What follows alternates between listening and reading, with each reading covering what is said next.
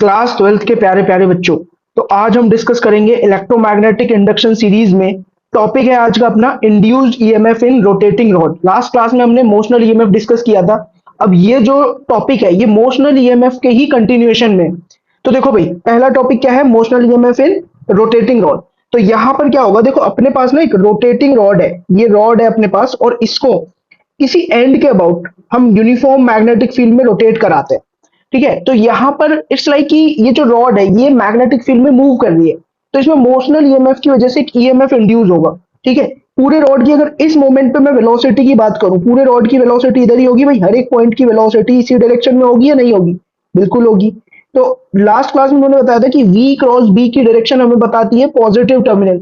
तो यहां पर अगर v क्रॉस b करोगे, फिंगर्स तुम्हारी वेलोसिटी की डायरेक्शन में, और इनको तुम कर्ल कर दोगे into the field, into the plane. तुम इसको जैसे ही कर्ल करोगे तो तुम्हारा थंब है वो लेफ्ट डायरेक्शन में पॉइंट करेगा।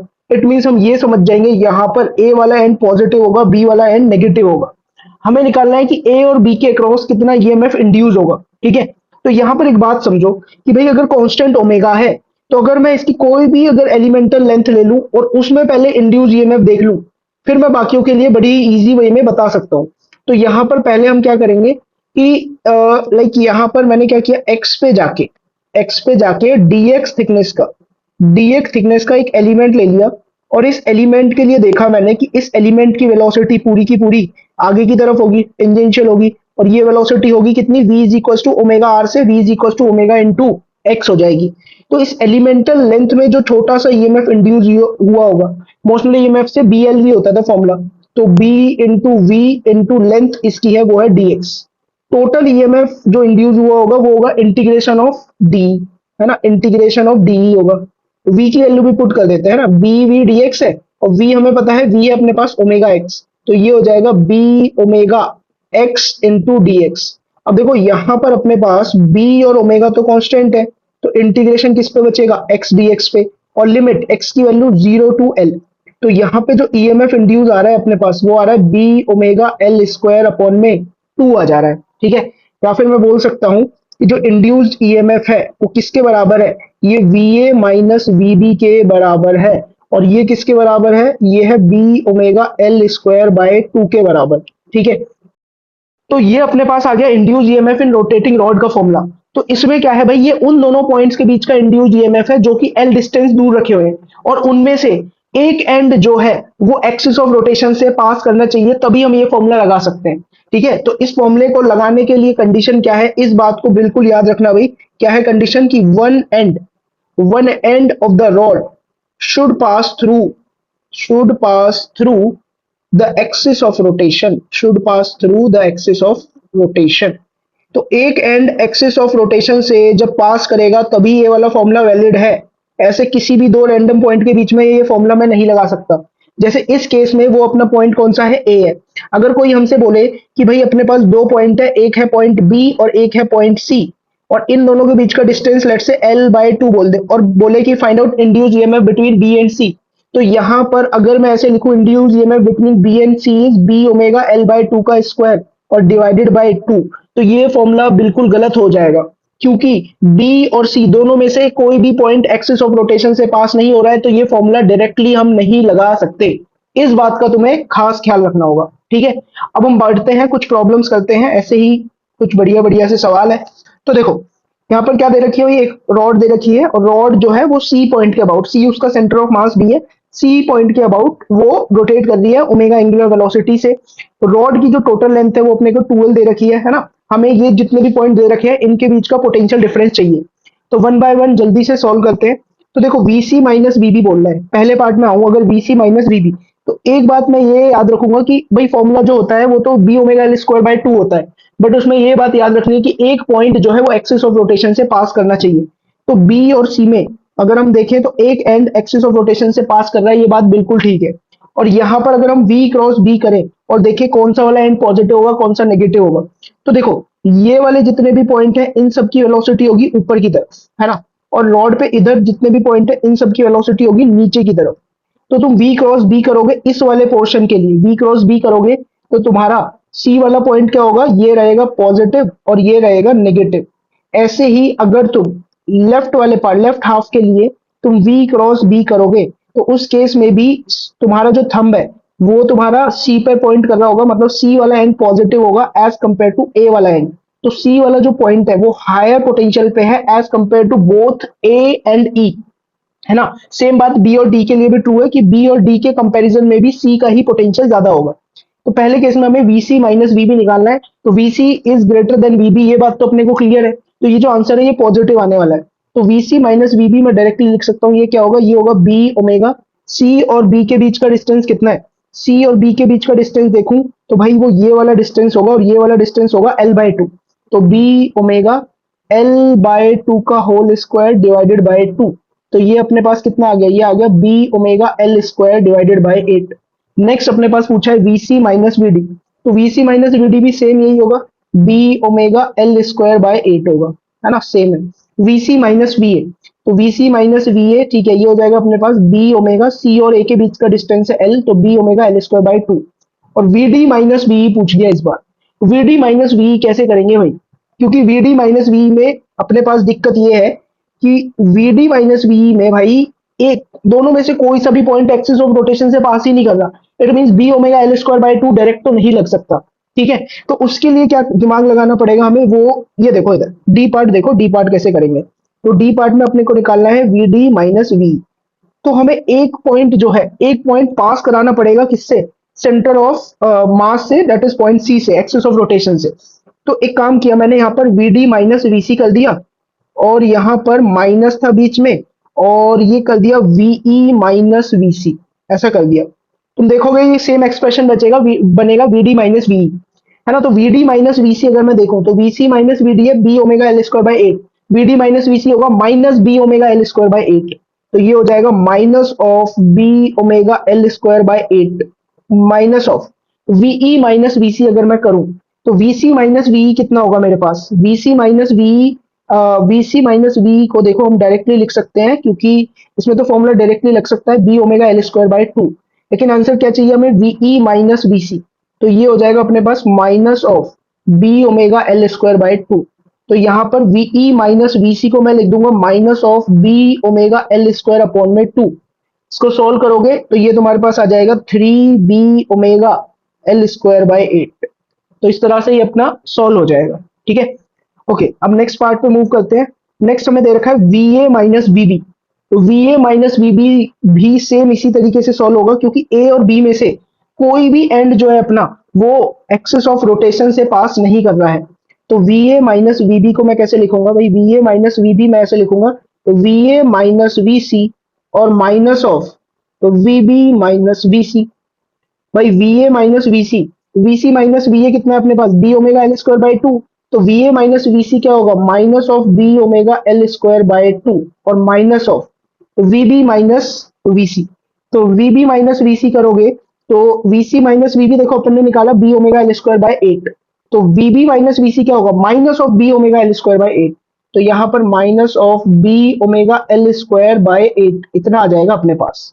तो ये ओवरऑल अपने पास आ जाएगा minus of 3 B omega L square divided by 8, ये भी आ गया। ओके, अब चलते हैं हम एफ पार्ट पे। एफ पार्ट में पूछा है V A minus V D.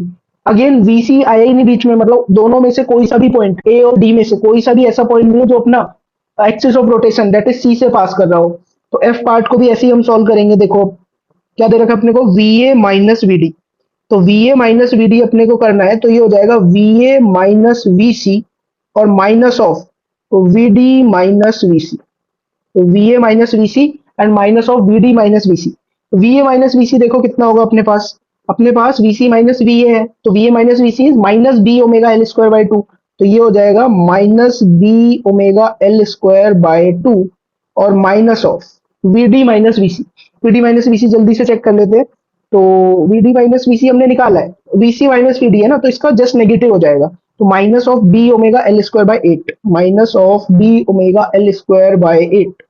तो ये सिंपली अपने पास आ जाएगा माइनस का 3 B omega L square divided by 8, F part. अब जी पार्ट पे चलते हैं। जी में क्या बोला है अपने से, वी ए माइनस वीई। तो भाई वी ए माइनस वीई अगर मैं करूंगा तो इसको भी ऐसे लिख सकते हैं, V A minus V C minus of VE minus V C. तो V A minus V C, देखो VC माइनस VA अपने पास है, कितना है B omega L square by two. ऐसे ही VC माइनस VE भी तुम्हारे पास सेम आएगा B omega L square by two. तो यहाँ पर जितना VA माइनस VC है उतना ही VE माइनस VC है, that is minus B omega L square by two और minus of minus B omega L square by two. तो ये अपने पास आ जाएगा ओवरऑल जीरो। एच पार्ट में चलते हैं, VB माइनस VD। अब देखो VB माइनस बी और डी दोनों सेम डिस्टेंस पर ही है और अपोजिट साइड है, तो इसको भी तुम सॉल्व करोगे, ये सीधा सीधा तुम्हारे पास जीरो आ जाएगा। तुम इसको सॉल्व करके देख लेना, VB माइनस VD भी अपने पास जीरो निकल के आने वाला है। ठीक है भाई, चलो नेक्स्ट प्रॉब्लम पे मूव करते हैं। नेक्स्ट प्रॉब्लम में हमें क्या दे रखा है, देखो फिर से वही एक रॉड दे रखी है जिसकी एल लेंथ है और बी और सी रॉड पे कोई दो पॉइंट है जो उनके बीच में डिस्टेंस एल बाय फोर है। अपने को VA माइनस VB निकालना है, VA माइनस VC निकालना है, VC माइनस VB निकालना है। ओके, सबसे पहले तो तुम क्या करोगे, तुम V क्रॉस B करोगे। तो यहाँ पर जितने भी पॉइंट है सबकी वेलोसिटी इस तरह से इधर की तरफ होगी V। तो तुम अपने राइट हैंड की फिंगर्स इस तरह से पॉइंट करोगे और कर्ल करोगे आउट ऑफ द प्लेन। इस बार आउट ऑफ द प्लेन तुम्हें कर्ल करनी है। तो तुम देखोगे तुम्हें अपना थंब ऐसे राइट की तरफ पॉइंट करता हुआ नजर आएगा। इट मीन्स जो राइट वाला एंड है वो पॉजिटिव होगा, बी पॉजिटिव होगा और ये ए जो है वो नेगेटिव होगा, लोअर पोटेंशियल पे होगा बेसिकली। तो यहाँ पर मेरे को सबसे पहले निकालना था VA माइनस VB। ओके चलो कैलकुलेट कर लेते हैं। तो VA माइनस VB अगर तुम्हें निकालना है तो VA माइनस VB क्या आएगा, पहली बात तो ये समझो आंसर जो होगा वो तुम्हारे पास नेगेटिव होगा क्योंकि VA लोअर पोटेंशियल पर है और B जो है VB वो हायर पोटेंशियल है। ये कितना हो जाएगा, अब दो VA माइनस VB और देख रहे हैं कि A वाला जो पॉइंट है वो एक्सिस ऑफ रोटेशन से भी पास कर रहा है। इट मीन्स यहाँ पे फॉर्मूला में डायरेक्ट डायरेक्ट लगा सकता हूँ, that is B omega L square by two, B point. तो VA minus VC again A जो है वो लोअर पोटेंशियल पर है और C जो है वो हायर पोटेंशियल पर है।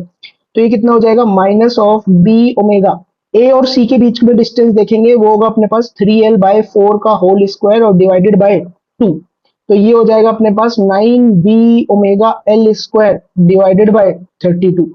सी पार्ट में हमें क्या पूछा हुआ है, VC माइनस VB। अब C और B दोनों में से कोई सा भी पॉइंट एक्सिस ऑफ रोटेशन से पास नहीं कर रहा है, तो हम लिखेंगे इसको VC माइनस VA और minus of VB minus VA। Okay, तो ये VC माइनस VA अपने पास होगा 9B omega L square bye 32 और VB माइनस VA अपने पास होगा माइनस है तो वो प्लस का बन जाएगा, तो B omega L square by two. तो ओवरऑल ये तुम्हारे पास कितना बन जाएगा, ये बन जाएगा तुम्हारे पास -7B omega L square divided by 32। यही अपने पास आंसर है। अब देखो, अब जब अपने पास एक टेढ़ी मेढ़ी रॉड है ना, ए से भी एक टेढ़ी मेढ़ी रॉड है और इसको एक एंड के अबाउट हम घुमाए जा रहे हैं इन मैग्नेटिक फील्ड, इसमें भी हमसे यही पूछा जाता है कि बताओ ए और बी के बीच में कितना पोटेंशियल डिफरेंस आ जाएगा। ठीक है, तो यहां पर भी वही वाली सेम बात रहेगी, बस तुम क्या करोगे, दोनों जो एंड्स हैं उनको एक स्ट्रेट लाइन से जोड़ दोगे, स्ट्रेट लाइन से जोड़ दिया और हर एक पॉइंट की वेलोसिटी इस तरह से नजर आएगी।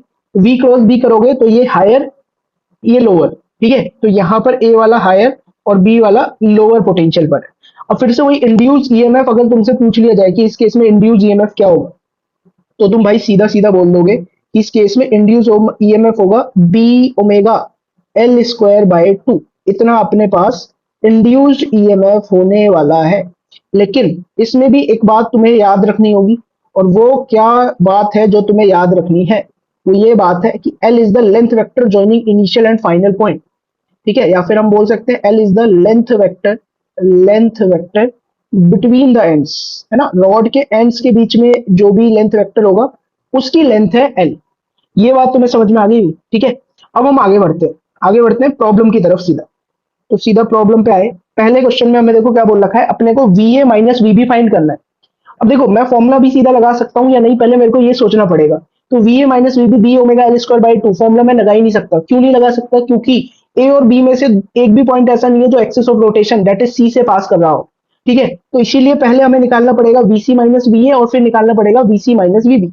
और यहाँ पर अगर V क्रॉस B करोगे तो तुम्हें पता चलेगा जो हायर होगा वो C होगा हायर पे, है ना, V क्रॉस B से, और ये दोनों A और B लोअर होंगे as compare to C।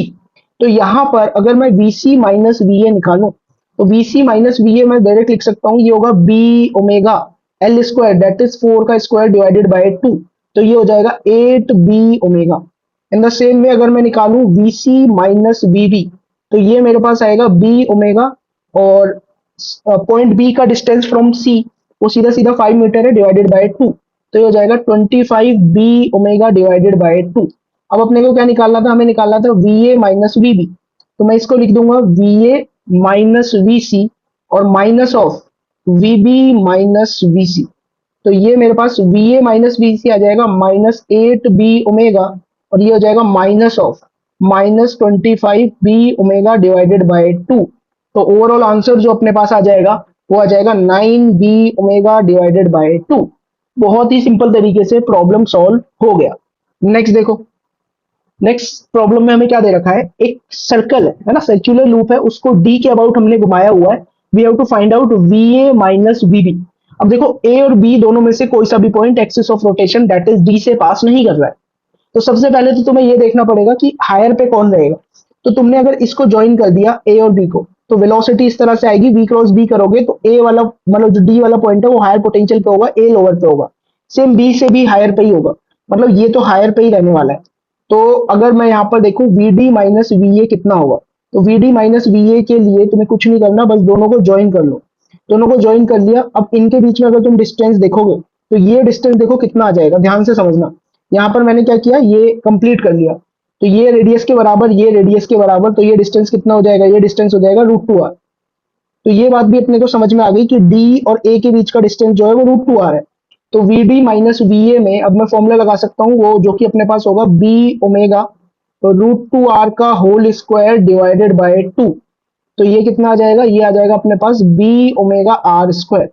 In the same way अगर V D minus V B तुम निकालो, तो डी और बी के बीच में जो डिस्टेंस है वो डिस्टेंस है 2r। तो बी ओमेगा 2r का होल स्क्वायर डिवाइडेड बाय 2। तो ये आ जाएगा अपने पास 2 B omega R square. Next हमें कैलकुलेट क्या करना था, V A minus V B. तो V A minus V B होगा V A minus V C और minus of V B minus V C. इसको कैलकुलेट करोगे तो ये तुम्हारे पास आ जाएगा B omega R square minus का, और इधर आ जाएगा प्लस का 2 बी ओमेगा आर स्क्वायर। तो ओवरऑल आंसर जो आ जाएगा वो आ जाएगा अपने पास बी ओमेगा आर स्क्वायर। यही इसका फाइनल आंसर है। अब हम एक बढ़िया सवाल करते हैं जो कि एरोडो में दे रखा है। यहाँ पर क्या दे रखा है कि भाई एक रॉड है ना, और रॉड का डिस्टेंस मतलब इतना है कि ये इनफाइनाइट वायर से टकरा नहीं रही है, ठीक है। तो यहाँ पर मतलब ए इज ग्रेटर देन एल ऐसा कुछ दे रखा है, और इसको घुमाए जा रहे हैं गोल गोल। अपने को इस इंस्टेंट पे बताना है जब ये रॉड हॉरिजॉन्टल हो गई है, उस इंस्टेंट पे वीसी माइनस वीपी क्या होगा ये हमें बताना है। ओके, तो यहाँ पर देखो, यहाँ पर भी अपन क्या करेंगे, सेम वही फॉर्मूला लगाएंगे, बट फॉर्मूला यहाँ पे डायरेक्ट नहीं लग सकता। डायरेक्ट क्यों नहीं लग सकता, क्योंकि B omega L square by 2 वाला फॉर्मूला वैलिड है जब रॉड पूरा यूनिफॉर्म मैग्नेटिक फील्ड में रखी हो। लेकिन यहाँ पर वायर से रॉड के हर एक पॉइंट का डिस्टेंस अलग अलग है वायर से। मतलब ये जो रॉड है वो नॉन यूनिफॉर्म मैग्नेटिक फील्ड में रखी हुई है। तो यहाँ पर हमें बिल्कुल बेसिक फॉर्मूले से जाना पड़ेगा, जैसे वहां पे डेरिवेशन करी थी। डेरिवेशन में हमने क्या किया था कि हम किसी भी जनरल डिस्टेंस एक्स पे गए थे, ठीक है भाई, जनरल डिस्टेंस एक्स पे चले गए, और एक्स पे जाके अपन ने एक डीएक्स थिकनेस का एलिमेंट लिया था, और हमने देखा था कि ये जो एलिमेंट है इसके पास वेलोसिटी आगे की तरफ है, ठीक है। और ये वेलोसिटी इसके पास कितनी हो जाएगी, v is equal to omega into R, ठीक है। और r क्या है यहाँ पर, distance from axis of rotation, ये वाला डिस्टेंस अपने पास r होगा, जो कि कितना हो जाएगा x माइनस ए। तो यहाँ पर v की वैल्यू होगी omega into R, that is omega into X minus A. अब इसमें अगर मैं बात करूं कि इस छोटे से एलिमेंट में कितना ईएमएफ इंड्यूस हुआ होगा, तो वो होगा बी वी इंटू एल, तो B V into D X. तो डी अपने पास कितना हो जाएगा, v की वैल्यू भी पुट कर दो, बी ओमेगा एक्स माइनस ए इंटू डी एक्स, है ना। और यहाँ पर मैग्नेटिक फील्ड भी देखें तो मैग्नेटिक फील्ड अगर हम at the position of element देखें वो कितना होगा वायर की वजह से, mu not I over 2 pi x, और इंटू में ओमेगा इंटू एक्स माइनस ए इंटू डी एक्स। तो यहाँ पे छोटा सा जो ईएमएफ अपना इंड्यूस हो रहा है in elemental length, that is mu not I omega upon 2 pi, और x माइनस ए अपॉन में x, दैट इज वो बन जाएगा अपने पास 1 माइनस ए अपॉन में x इंटू डी एक्स। तो टोटल इंड्यूस ईएमएफ होगा mu not I omega upon में 2 पाई, और इंटीग्रेशन में अपना क्या बचेगा, 1 माइनस ए अपॉन में x इंटू डी एक्स, ठीक है। तो यहीं पे इसको कंटिन्यू कर लेते हैं। तो इंड्यूस ईएमएफ अपने पास आ जाएगा mu naught I omega upon में 2 पाई, है ना। अब देखो 1 का इंटीग्रेशन क्या होगा, 1 का इंटीग्रेशन होगा x, ठीक है। और a हमने ऐसे ही बाहर रख दिया, और 1/x बचा तो उसका इंटीग्रेशन होगा ln x। और लिमिट कहां से कहां तक चलेगी x की, इस डायग्राम में देखो x की लिमिट रहेगी a से लेकर a प्लस एल तक, ओके। तो एक्स की लिमिट है अपने पास ए से लेकर ए प्लस एल तक, ए प्लस एल और ये ए। तो ये तुम्हारे पास इंड्यूस ईएमएफ आ रहा है mu not I omega upon में 2 पाई और ब्रैकेट के अंदर L minus L N of A into L N of A plus L upon में ए। इतना इंड्यूस ईएमएफ आ जाएगा across the ends of this rod, that is V C minus V P की value हमने निकाल दी है। तो देखो बच्चों नेक्स्ट कॉन्सेप्ट है अपने पास induce EMF in rotating disc. अब रोटेटिंग डिस्क में भी इंड्यूस ईएमएफ मैं किसकी हेल्प से निकालूंगा, रॉड वाले केस की हेल्प से। तो यहाँ पे पहले समझो अपने पास एक ही रॉड थी ए बी, और ए बी रॉड को हम उसके सेंटर ऑफ मास के अबाउट, उसके सेंटर ऑफ मास के अबाउट हम घुमाए जा रहे थे ओमेगा से। ठीक है, अगर हम इसको सेंटर ऑफ मास के अबाउट ओमेगा से घुमा रहे हैं तो मेरे को एक बात पता चली कि पहले सिर्फ येलो वाली rod that is rod A B थी। तो येलो वाली रॉड के लिए मैं एक बात बोल सकता हूं कि V A minus V B ये जीरो होगा, या फिर हम ऐसा बोल सकते हैं जितना ए पर पोटेंशियल होगा और उतना ही बी पर पोटेंशियल होगा। और ये पोटेंशियल किसके बराबर होने वाला है, ये पोटेंशियल अगर अपन सेंटर वाले को अगर हम इस केस में जीरो मान लेते हैं तो ये कुछ minus B omega L square by 2 के बराबर होगा। हाँ लेकिन इतना बोल सकते हैं वी ए वी बी बराबर होंगे। ओके, ये बात तो हम श्योरली बोल सकते हैं। फिर मैंने क्या किया, एक और रॉड लगा दी, ग्रीन वाली रॉड सी डी रॉड। तो वहां पर भी मैंने एक बात देखी कि V C minus V D जो होगा वो जीरो होगा, that is V C is equal to V D रहेगा। फिर मैंने एक और रॉड लगा दी व्हाइट वाली ईएफ रॉड। तो यहां पर भी हमने यही देखा कि वीई और वीएफ सेम पोटेंशियल पे होंगे, that is VE minus VF zero या फिर VE is equal to VF. अब सोचो अगर मैं ऐसी इन्फानाइट रॉड मिला के एक कॉन्फ़िगरेशन बनाऊं, मतलब सेम लेंथ की इन्फानाइट रॉड ऐसे ही जोड़ता चला गया, तो क्या अपने पास एक डिस्क रेडी हो जाएगी या नहीं हो जाएगी, है ना। तो वही कि हमने इन्फानाइट रॉड मिलाई तो अपने पास एक डिस्क रेडी हो गई। अब डिस्क रेडी हो गई तो हम देखो पहली बात क्या मिल रहा था, जितने भी आउटर पॉइंट थे ए हो गया, ई हो गया, C D E F B, तो जितने भी ये बाहर वाले पॉइंट है हर जगह पोटेंशियल सेम था। और कितना था, कितना वो था अपने पास B omega L square by 2। वैसे यहां पर भी क्या हो जाएगा अपने पास, अगर डिस्क का रेडियस आर है तो डिस्क का रेडियस आर है तो हम बोलेंगे जितने भी पेरीफेरी पे होंगे पॉइंट, पेरीफेरी मतलब सरकमफेरेंस, तो सरकमफेरेंस पे जितने भी पॉइंट्स होंगे सब पर सेम पोटेंशियल होगा। चाहे तुम ए ले लो, बी ले लो, सी ले लो, डी ले लो, जितने भी पॉइंट सर्कमफ्रेंस पे है उन सबका पोटेंशियल सेम है ना। हमने कोई भी दो पॉइंट ले रखे, एक पी पॉइंट है और एक सेंटर वाला पॉइंट है। तो इंड्यूस ईएमएफ होगा, अगर यहां पर तुम वी क्रॉस बी करके देखोगे तो यहां पर तुमको नजर आने वाला है क्या, कि इधर तुम्हें नजर आएगा अगर हम इसको ऐसे घुमा रहे हैं क्लॉकवाइज सेंस में। तो अगर हम देखें एक रॉड टाइप मान लो, सारे पॉइंट की वेलोसिटी नीचे की तरफ होगी, है ना। वी क्रॉस बी करोगे तो पी वाला पॉइंट हायर हो जाएगा, सी वाला पॉइंट लोअर पोटेंशियल पे हो जाएगा। तो यहां पर हमें ये नजर आ रहा है कि जो पी वाला पॉइंट है या जितने भी पॉइंट सर्कमफेरेंस पे है वो हायर पोटेंशियल पे होंगे एज कंपेयर टू सेंटर वाला पॉइंट। तो यहाँ पर इंड्यूस ईएमएफ जो मेरे पास आने वाला है वो आएगा वीपी माइनस वीसी, और ये B omega L square by 2, बस एल की जगह रेडियस पुट कर दोगे तो B omega R square by 2। इस तरह से अपने पास इंड्यूस्ड ईएमएफ आ जाएगा। क्या ये बात तुम्हें क्लियर है। और इसमें याद रखना कि all points on periphery, all points on periphery, periphery मतलब circumference, all points on periphery are at same potential, are at same potential. जितने भी पेरीफेरी पे पॉइंट है वो सब के सब सेम पोटेंशियल पर है। तो ये हो गया rotating disc in uniform magnetic field के लिए इंड्यूस्ड ईएमएफ का फॉर्मूला। ओके स्टूडेंट्स, तो अब हम एक अच्छा सा सवाल करते हैं based on the concept of rotating rod या rotating disc in magnetic field. तो देखो यहाँ पे क्वेश्चन समझो पहले क्या दे रखा है। A wheel when spokes is rotated in plane perpendicular to magnetic field of earth such that EMF E is induced between axle and rim of the wheel। वो यही बोल रहा है कि एक साइकिल का व्हील है ना, और व्हील में क्या है, ऐसे तुमने देखा होगा स्पोक्स लगे होते हैं। तो मान लो ये क्या है, रोटेटिंग रॉड्स हैं इन यूनिफॉर्म मैग्नेटिक फील्ड। तो उसने बोला कि अर्थ का जो भी मैग्नेटिक फील्ड है उसकी वजह से ई इंड्यूस ईएमएफ हो गया। ई ईएमएफ इंड्यूस हुआ किस किस के बीच में, रिम के बीच में और एक्सल के बीच में, मतलब इस वाले पॉइंट के बीच में और इस वाले पॉइंट के बीच में एक ईएमएफ इंड्यूस हुआ। फिर उसने बोला कि सेम व्हील में ही हमने अगर नंबर ऑफ स्पोक्स 3n कर दिए तो वो ये बोल रहा है कि नया ईएमएफ इंड्यूस क्या होगा। अगर स्पोक्स को हमने क्या कर दिया, 3 टाइम्स कर दिया, तो वो पूछ रहा है कि कितना ईएमएफ इंड्यूस होगा, नया ईएमएफ इंड्यूस क्या होगा। पहले यहाँ पे ऐसे समझो कि हम इस कॉन्फ़िगरेशन को ऐसे देख सकते हैं। हर एक रॉड जो है, मान लो एक ये वाला पॉइंट है, ये वाला पॉइंट है, ये क्या कर रहा होगा, इन दोनों के बीच में ईएमएफ इंड्यूस हो रहा होगा, है ना। ऐसे इस वाले रॉड में भी हर एक रॉड में ऐसा हो रहा होगा बेसिकली। ठीक है, तो अगर मैं मान लो ये एक्सल वाला जो पॉइंट है इसको बोल देता हूँ लेट्स से सी, और पेरीफेरी पे कोई भी पॉइंट है मान लो पी है, इनके बीच में पोटेंशियल अगर मैं देखूं, मान लो ये जो बैटरी है इसका ईएमएफ है let say B omega L square by two. तो पेरीफेरी पे जितने भी पॉइंट होंगे, पी होगा, क्यू होगा, हर जगह ईएमएफ इंड्यूस क्या हो रहा है, B omega L square by to.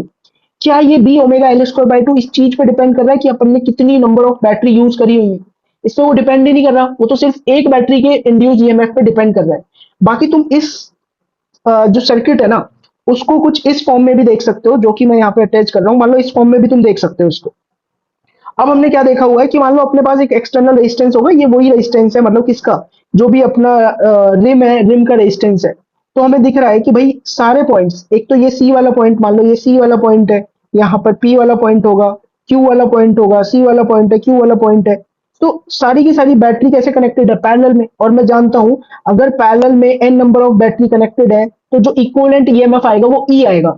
अब लेट सपोज अगर मैं नंबर ऑफ स्पोक्स को 3n कर भी देता हूं, तो भी क्या उतना कुछ फर्क पड़ेगा between VC and VP? VC and VP कोई भी फर्क नहीं पड़ने वाला, क्योंकि भाई जैसा कि मैं तुम्हें बता चुका हूं कि जो भी इनके इन दोनों पॉइंट्स के बीच का जो ईएमएफ है वो किसी भी एक बैटरी के ईएमएफ पे डिपेंड कर रहा है, वो नंबर ऑफ स्पोक्स पे डिपेंड कर ही नहीं रहा है।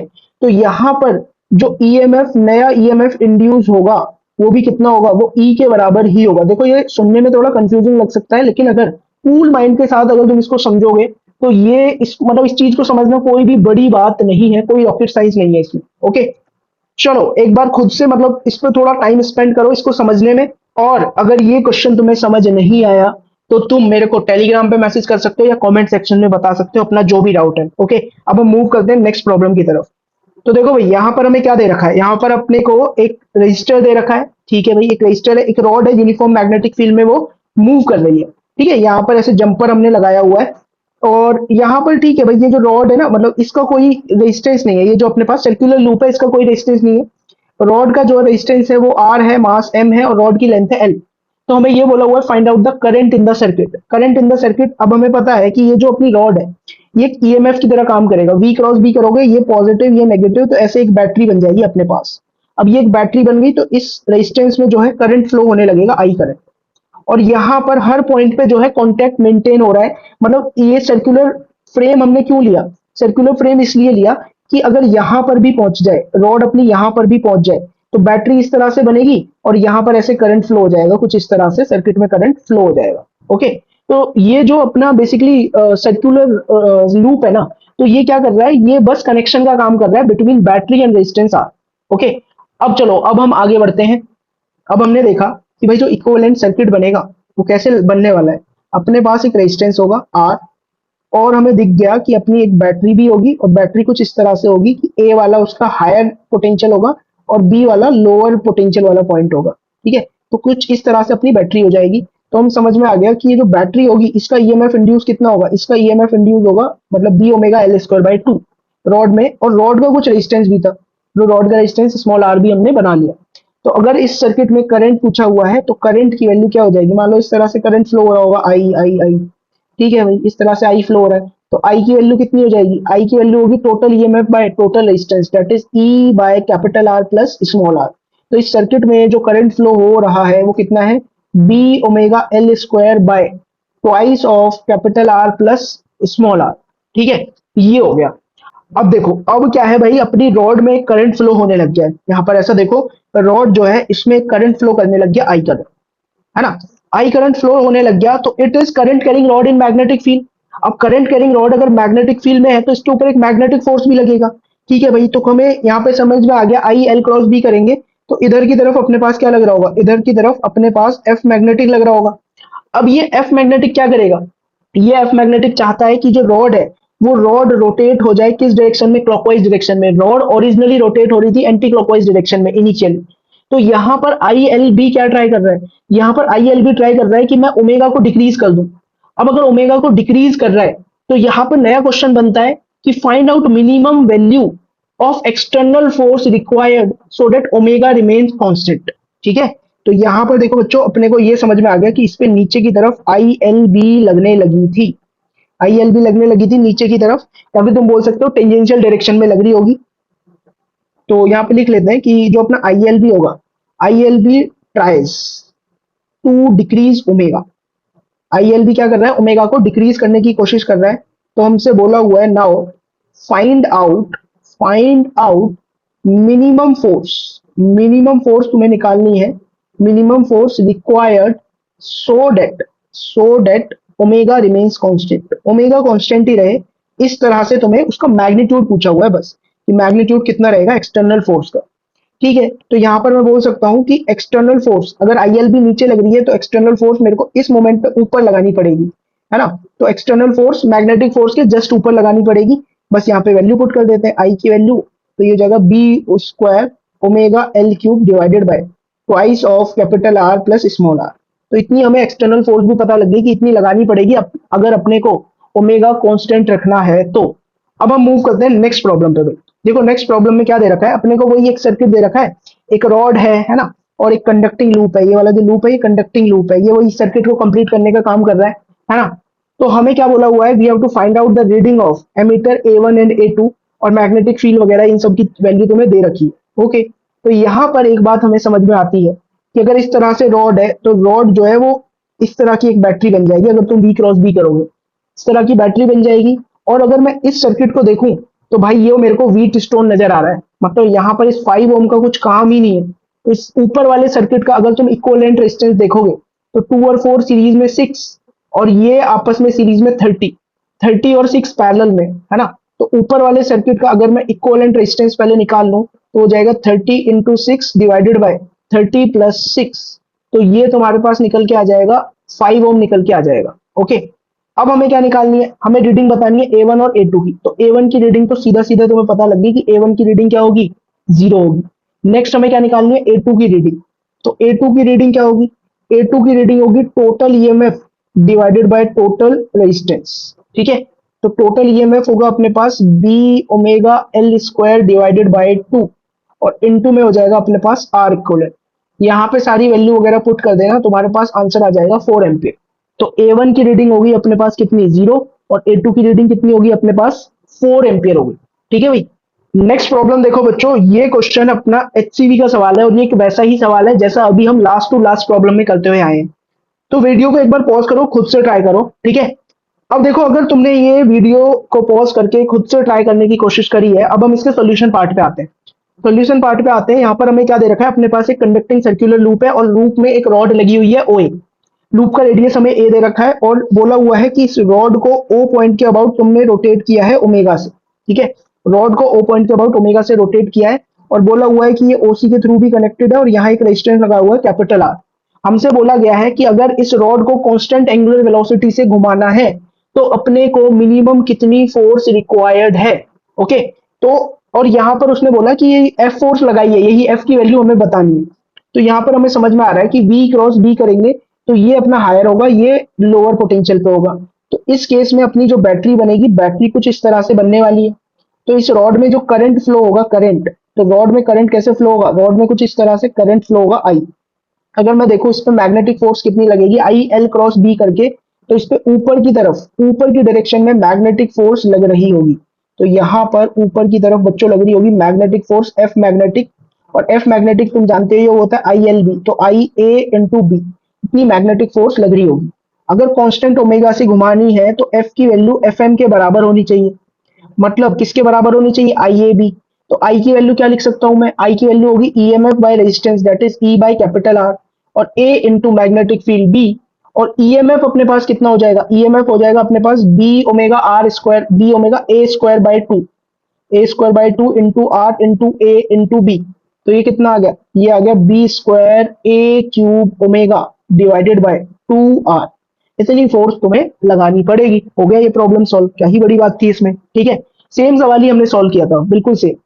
अब देखो बच्चों, ये ऊपर वाला जो प्रॉब्लम है उसी के कंटिन्यूएशन में प्रॉब्लम है, ये एचसीवी का क्वेश्चन नंबर 60 होगा। ठीक है, यहां पर अब क्या बोल दिया उसने, बोला कि जो ऊपर वाली सिचुएशन थी सेम वही सिचुएशन है, पूरा लूप वूप वही है, बट उसने बोल दिया इस बार कि जो ओसी वायर है, मतलब ये वाला जो वायर है इसका 0 रेजिस्टेंस है, बट जो सर्कुलर लूप है उसका रेजिस्टेंस आर है, और ये आर रेजिस्टेंस जो है यूनिफॉर्मली डिस्ट्रीब्यूटेड है इसकी लेंथ पे। ठीक है, तो इसमें बोला हुआ है the rod OA is made to rotate with uniform angular velocity omega. ठीक है भाई, रॉड इसको ओमेगा से घुमाने की कोशिश करिए। ठीक है, जैसा ऊपर ओमेगा दे रखा था वही ओमेगा मान लेंगे, मतलब इसको हमने ओमेगा ऐसे क्लॉकवाइज दिया ओके अबाउट। बोला हुआ है find the current in the rod when angle AOC is 45 degree. जब एंगल एओसी 45 डिग्री होगा उस टाइम पे तुम्हें ये बताना है कि करंट कितना होगा रॉड के अंदर। ओके, अब देखो मैं इस डायग्राम को कैसे बना सकता हूं। जब अपनी रॉड जो है, जब एंगल एओसी 90 डिग्री हो रहा होगा तब उस टाइम पे सिचुएशन कुछ ऐसे होगी। देखो यहाँ पर एओसी 90 डिग्री तुमको नजर आ रहा होगा, और यहाँ पर अगर मैं देखूं वायर जो है, वायर अपना, अब यहाँ पर एक बात समझो कि वायर जो है वो दो पार्ट में डिवाइड होगा, एक तो इतनी लेंथ और ये एक पीछे वाली लेंथ जो है, इन दो टुकड़ों में अपना वायर डिवाइडेड है ना। अब यहाँ पे मान लो यहाँ पे पोटेंशियल है जीरो, ये अपना ईएमएफ हो गया ई, तो यहाँ पर ईएमएफ कितना हो जाएगा ई, और ये ओसी वायर का कोई रेजिस्टेंस नहीं है तो इधर भी पोटेंशियल होगा 0 वोल्ट, है ना। 0 वोल्ट होगा या नहीं होगा, 0 वोल्ट होगा। अब तुमने देखा R1 के अक्रॉस कितना पोटेंशियल डिफरेंस है, ई माइनस जीरो, और ये वाला जो R2 है इसको R2 ले लेते हैं, कि जो अपना R2 है इसके अक्रॉस भी कितना पोटेंशियल डिफरेंस तुम्हें देखने को मिलेगा। इसके अक्रॉस भी देखोगे तो तुम्हें पोटेंशियल डिफरेंस देखने को मिलेगा E minus zero, date is ई। मतलब R1 और R2 कैसे कनेक्टेड है, R1 R2 कनेक्टेड है इस केस में, किसमें, पैरेलल में कनेक्टेड है, क्योंकि दोनों के अक्रॉस ही सेम पोटेंशियल है ना। मतलब मैं इस डायग्राम को ऐसा भी बना सकता हूं, लेट से ये है मेरे पास O पॉइंट और ये है मेरे पास A पॉइंट। अब सेम सीन्स जो अपना ओ है या फिर जो सेंटर वाला ओ पॉइंट है और सी पॉइंट है वो इक्विवेलेंट होंगे। क्यों इक्विवेलेंट होंगे, क्योंकि दोनों ही सेम पोटेंशियल पे है, तो सी को भी मैं ओ लिख सकता हूँ। ओके, तो यहाँ पर इन दोनों के बीच में क्या कनेक्टेड थी भाई, इन दोनों के बीच में कनेक्टेड थी एक बैटरी, तो वो बैटरी मैंने लगा दी। और ओ और ए के बीच में एक रेजिस्टेंस कनेक्टेड था, वो रेजिस्टेंस कितना था R1, और नीचे एक और रेजिस्टेंस कनेक्टेड था जो कि कितना था अपने पास R2। अभी अपना काम है R1 और R2 की वैल्यू निकालना। तो R1 देखो, ये 90 डिग्री एंगल घूम गया, तो ये वाली लेंथ कितनी हो जाएगी, ये वाली लेंथ होगी सर्कमफ्रेंस का 1/4, 1/4, और ये वाली लेंथ कितनी होगी 3/4 ऑफ सर्कमफ्रेंस। ठीक है, तो अगर हम देखें resistance per unit length, resistance per unit length जो रहेगा लैम्डा, लैम्डा की वैल्यू कितनी हो जाएगी, total resistance upon total length, total resistance R और टोटल लेंथ अपने पास हो जाएगी 2πa, इतनी होगी या नहीं होगी। अगर मैं R1 की बात करूं, R1 की वैल्यू होगी लैम्डा, और R1 वाले रेजिस्टेंस में कितनी लेंथ, किस लेंथ का है वो R1 वाला जो वायर है, वो है सर्कमफ्रेंस का 1/4, तो दैट इज 2πa/4, इतनी लेंथ का है वो।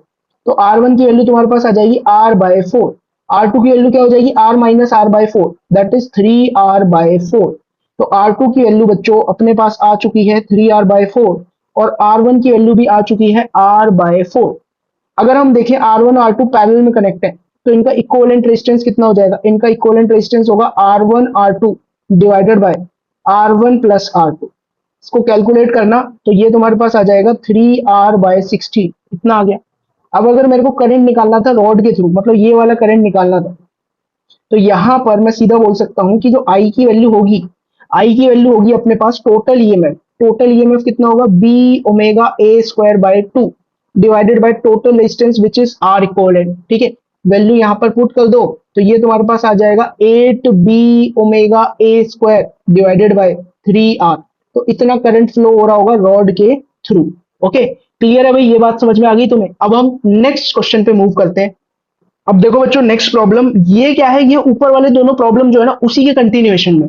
यहां पर हमें क्या बोला गया है, ठीक है, अपने को बोला गया है suppose the variation of the previous problem. ठीक है, suppose the circular loop lies in a vertical plane. इस बार जो अपना लूप है वो वर्टिकल प्लेन में लाई कर रहा है, मतलब ग्रेविटी भी इसके मोशन को इन्फ्लुएंस करेगी, रॉड पे एक फोर्स mg भी लगने वाली है, और बोला गया है रॉड का मास है अपने पास m, और बोला है रॉड और लूप दोनों का ही कोई रेजिस्टेंस नहीं है, बट जो वायर ओसी को कनेक्ट कर रहा है उसका रेजिस्टेंस है आर। मतलब भाई ये ओसी वायर का रेजिस्टेंस इस बार आर है ना। और फिर बोला है कि ठीक है वही रॉड को ओमेगा से घुमा रहे हैं, कांस्टेंट एंगुलर वेलोसिटी ओमेगा से क्लॉकवाइज सेंस में। तो बोला है कि भाई हमें मैग्नीट्यूड, और इस पे क्या है, एफ फोर्स लग रही है, और एफ फोर्स कुछ इस तरह से है कि वो ओमेगा को कांस्टेंट रखने की कोशिश कर रही है। हमें बताना है magnitude of F when rod makes angle theta with the vertical. F का मैग्नीट्यूड बताना है जब रॉड जो है वो 45 मतलब थीटा एंगल बना रही होगी वर्टिकल के साथ। तो यहां पर अगर मैं इसका डायग्राम ड्रॉ करूं कि जब अपनी रॉड जो है एंगल थीटा बना रही होगी वर्टिकल के साथ, यहाँ पे बोला हुआ है कि हमें एफ की वैल्यू तब बतानी है जब थीटा रॉड एंगल बनाएगी किसके साथ, वर्टिकल के साथ। तो इस तरह से कुछ सिचुएशन तुम्हें नजर आएगी उस केस में। ओके, यहाँ पर अगर हम देखें भाई, यहाँ पर मैग्नेटिक फील्ड क्या है अपना, इनटू द प्लेन है, इनटू द प्लेन है, और V क्रॉस B करके तुम देखोगे अगर, तो ये हायर और ये लोअर पोटेंशियल पे होगा पॉइंट। तो अपना जो रॉड है वो एक बैटरी की तरह काम करने लगेगी, इस तरह की बैटरी होगी, और इस बैटरी में करंट भी फ्लो कर रहा होगा, कुछ इस तरह से आई करंट फ्लो हो रहा होगा। तो अगर इस पे देखो मैग्नेटिक फोर्स, इस पे मैग्नेटिक फोर्स किधर लगेगी बता सकते हो? एल क्रॉस बी करोगे तो इधर की तरफ आ जाएगी इस पे मैग्नेटिक फोर्स, ठीक है? तो इधर मैग्नेटिक फोर्स आ गई। और कौन सी फोर्स लग रही होगी इस पे? एक फोर्स लग रही होगी mg। mg का रॉड के अलोंग कंपोनेंट होगा mg cos थीटा, और परपेंडिकुलर टू रॉड अगर हम देखेंगे तो ये कंपोनेंट कितना होगा? ये कंपोनेंट होगा mg sin थीटा। और इस पे कौन सी फोर्स लग रही थी बच्चों? एक फोर्स एफ बी लग रही थी, जो इसको कांस्टेंट करने का काम कर रही है। किसको कांस्टेंट करने का? ओमेगा को। ओके, तो अगर हम यहाँ पर बोले रॉड में कितना करंट फ्लो हो रहा होगा? करंट फ्लो हो रहा होगा EMF by resistance, that is capital R. तो वो हो जाएगा अपने पास B omega A square divided by 2r। अगर अपने को ओमेगा कांस्टेंट रखना है तो फोर्सेस जो है वो बैलेंस होनी चाहिए। मतलब यहाँ पर I A B magnetic force, I A B magnetic force should be equals to M G sine theta, और प्लस में क्या? प्लस में एफ। तो एफ की वैल्यू हो जाएगी I A B minus M G sine theta, जो कि अपने पास आ जाएगा B square omega A cube divided by 2r, और माइनस में एम जी साइन थीटा। इतनी अपने पास एफ की वैल्यू आ जाएगी अगर ओमेगा अपने को कांस्टेंट रखना है तो। नेक्स्ट प्रॉब्लम देखो बच्चों, ये भी एचसीवी का ही प्रॉब्लम है। एचसीवी का क्वेश्चन नंबर 62 है। यहाँ पर हमें क्या दे रखा है? यहाँ पर ठीक है वैसा ही लूप वगैरह सब दे रखा है, लेकिन यहाँ पर जो पिछली बार ओसी वायर था, इस बार ओसी वायर में हमने क्या किया? एक एडिशनल बैटरी जिसका ईएमएफ है ई, उसको जोड़ दिया है, और एक अपने पास एक्सटर्नल रेजिस्टेंस या वेरिएबल रेजिस्टेंस आर लगा हुआ है, ठीक है? और फिर से वही मतलब सेम काम किया है कि हमने इसको घुमाया है ओमेगा से क्लॉकवाइज डायरेक्शन में, और ओमेगा को हमको क्या है? कांस्टेंट रखना है। ओमेगा को कांस्टेंट रखना है। फिर आगे इसने क्या बोला है कि theta be the angle made by rod from the horizontal position. Rod ने हॉरिजॉन्टल पोजीशन से थीटा एंगल बनाया है क्लॉकवाइज डायरेक्शन में। During the part of motion theta की वैल्यू लेकिन पाई बाय 4 से छोटी है। तो बोला है उस सिचुएशन में जो फोर्स सिर्फ लग रही है रॉड के ऊपर वो ग्रेविटी है और मैग्नेटिक फील्ड की जो फोर्स है। बोला है however due to the part of motion, during the part of motion the resistance R is varied. R को वेरी किया है, लेकिन कुछ इस तरह से वेरी किया है कि रॉड जो है वो कांस्टेंट ओमेगा के साथ घूमे जा रही है। तो हमें आर की वैल्यू बतानी है in terms of given quantities. तो इसी वाले डायग्राम में देखो, जब रॉड जो है अपनी वो थीटा एंगल से रोटेट कर जाएगी, रॉड अगर थीटा एंगल से रोटेट कर जाएगी तो रॉड को हम कुछ इस तरह से बना सकते हैं। ये जो ग्रीन कलर से दिखा रहा हूं ना, ये अपनी रॉड है। ओके, ग्रीन कलर में मैंने रॉड को शो किया, ठीक है? तो इसमें बोला है हॉरिजॉन्टल से कितना एंगल? हॉरिजॉन्टल से ये थीटा एंगल घूम चुकी है। ये वाला एंगल कितना है अपने पास? थीटा। थीटा एंगल घूम चुकी है, तो हम देखेंगे इसमें अब जो अपनी रॉड है वो भी एक बैटरी की तरह काम करने लगेगी। बैटरी का पॉजिटिव इधर होगा, नेगेटिव इधर होगा, और इस तरह से कुछ बैटरी बन रही होगी, और इसमें करंट भी फ्लो कर रहा होगा। कितना? I current. अब इस आई करंट की वजह से एक मैग्नेटिक फोर्स लग जाएगी। एल क्रॉस बी करोगे तो इधर की तरफ एक मैग्नेटिक फोर्स लगेगी, एफ मैग्नेटिक लिख देते हैं, एफ एम। और जैसे कि तुम जानते हो नीचे की तरफ इसमें क्या लग रहा होगा? mg लग रहा होगा। mg के भी अगर हम कंपोनेंट करके तुम देखोगे तो इस केस में mg का जो परपेंडिकुलर टू रॉड कंपोनेंट आएगा वो कंपोनेंट आ जाएगा mg cos थीटा, ठीक है? mg cos थीटा क्यों आया एक बार देख लेते हैं। मान लो यहाँ पर मैं इस ट्राइंगल को ऐसे कंप्लीट कर रहा हूँ, तो ये वाला एंगल होगा 90 माइनस थीटा, ये वाला एंगल हो जाएगा थीटा, वर्टिकल अपोजिट एंगल से ये वाला एंगल भी थीटा हो जाएगा, तो परपेंडिकुलर कंपोनेंट आ गया mg cos थीटा। बात समझ में आ गई इतनी भाई तुमको? ठीक है, अगर ये बात समझ में आ गई है तो अब हम एक काम करते हैं कि रॉड जो बैटरी बना रही है, मतलब रॉड की घूमने की वजह से जो ईएमएफ आया वो ई डैश आया। अब तुम एक चीज देख सकते हो कि दोनों ही बैटरी एक दूसरे को सपोर्ट कर रही है। ये कुछ इस तरह से करंट ऐसे फ्लो कराना चाह रही है, और ये भी इसी तरह से करंट ऐसे कुछ फ्लो कराना चाहती है। तो दोनों एक दूसरे को सपोर्ट कर रही है। तो सबसे पहले हम निकाल लेते हैं ई डैश की वैल्यू क्या होगी अपने पास।